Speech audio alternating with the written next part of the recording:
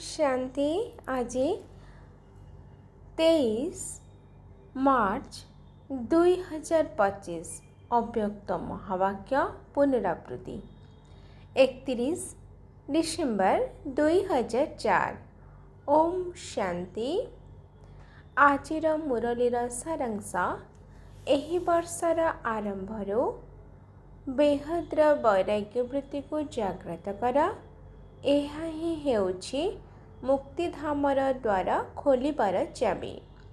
ଏହି ବର୍ଷର ଆରମ୍ଭରୁ ବେହଦ୍ର ବୈରାଗ୍ୟ ବୃତ୍ତିକୁ ଜାଗ୍ରତ କର।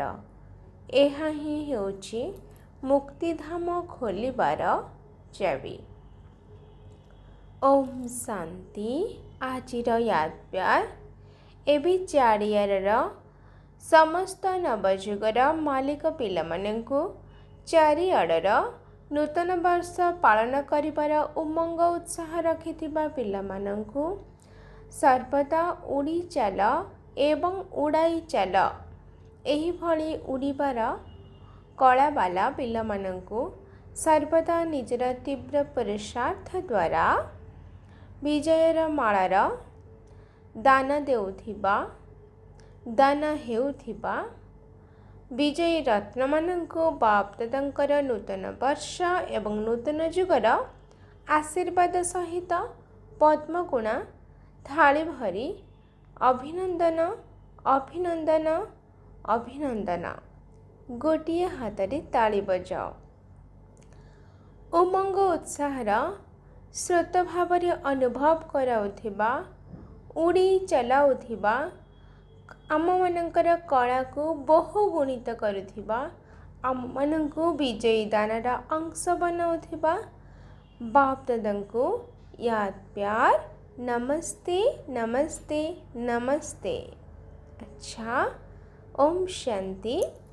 ଆଜିର ବରଦାନ ଏକାଗ୍ରତାର ଅଭ୍ୟାସ ଦ୍ୱାରା ଏକରସ ସ୍ଥିତି ନିର୍ମାଣ କରୁଥିବା ସର୍ବସିଦ୍ଧ ସ୍ୱରୂପ ହୁଅ। ଯେଉଁଠି ଏକାଗ୍ରତା ରହିଛି ସେଠାରେ ହିଁ ସ୍ୱତଃ ଏକ ରସର ସ୍ଥିତି ରହିଛି।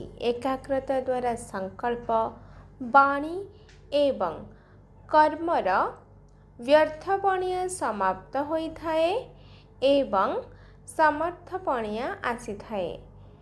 ତେବେ ଏକାଗ୍ରତାର ଅର୍ଥ ହେଲା ଗୋଟିଏ ହିଁ ସମର୍ଥ ଅର୍ଥାତ୍ ଶ୍ରେଷ୍ଠ ସଂକଳ୍ପରେ ସ୍ଥିତ ରହିବା। ଯେଉଁ ଗୋଟିଏ ବୀଜ ସଦୃଶ ସଂକଳ୍ପ ଭିତରେ ସାରା ବୃକ୍ଷ ରୂପୀ ବିସ୍ତାର ସମାହିତ ଅଟେ। ତେଣୁ ଯଦି ଏକାଗ୍ରତାକୁ ବୃଦ୍ଧି କରିବ ତେବେ ସବୁ ପ୍ରକାରର ହଲଚଲ ସମାପ୍ତ ହୋଇଯିବ। ସବୁ ସଂକଳ୍ପ, ସବୁ ବାଣୀ ଏବଂ କର୍ମ ସହଜରେ ସିଦ୍ଧ ହୋଇଯିବ। ସେଥିପାଇଁ ପ୍ରଥମେ ଏକାନ୍ତବାସୀ ହୁଅ। ଆଜିର ସ୍ଲୋଗାନ ଗୋଟିଏ ଥର କରିଥିବା ଭୁଲକୁ ବାରମ୍ବାର ଭାବିବା ଅର୍ଥାତ୍ ଦାଗ ଉପରେ ଦାଗ ଲଗାଇବା। ସେଥିପାଇଁ ବିତି ଯାଇଥିବା କଥାରେ ବିନ୍ଦୁ ଲଗାଇ ଦିଅ। ଆଜିର ଅବ୍ୟକ୍ତ ଇଶାରା କମ୍ବାଇନ୍ଡ ରୂପର ସ୍ମୃତି ଦ୍ୱାରା ସଦା ବିଜୟୀ ହୁଅ। ଯେପରି ବର୍ତ୍ତମାନ ସମୟରେ ଆତ୍ମା ଏବଂ ଶରୀର ଉଭୟ କମ୍ବାଇନ୍ଡ ଅର୍ଥାତ୍ ଯୁଗଳ ଅଟନ୍ତି, ସେହିପରି ତୁମେ ଏବଂ ବାବା ସର୍ବଦା କମ୍ବାଇନ୍ଡ ହୋଇ ରୁହ। କେବଳ ଏତିକି ମନେ ରଖ, ମେରା ବାବା। ନିଜର ମସ୍ତକରେ ସର୍ବଦା ସଙ୍ଗରେ ରହିବାର ତିଲକ ଲଗାଅ। ଯିଏ ସୁହାଗ ହୋଇଥାଏ, ସାଥିରେ ରହିଥାଏ, ତାକୁ କେବେ ବି ଭୁଲି ହୁଏ ନାହିଁ। ତେଣୁ ସାଥୀକୁ ସର୍ବଦା ସାଥିରେ ରଖ।